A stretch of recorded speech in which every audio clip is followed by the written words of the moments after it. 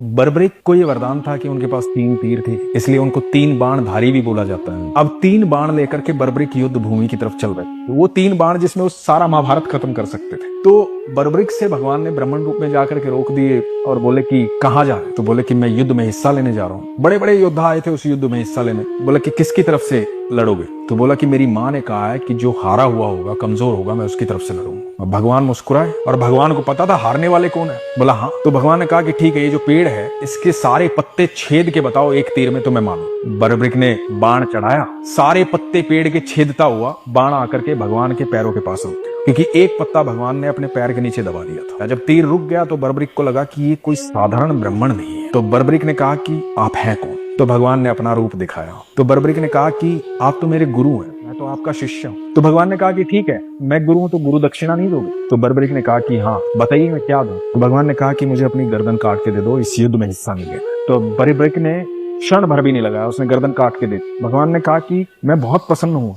तुम्हारी इस गुरु दक्षिणा से, तुम्हारी इच्छा क्या है वो बताओ। बोला कि मैं युद्ध देखना चाहता हूँ।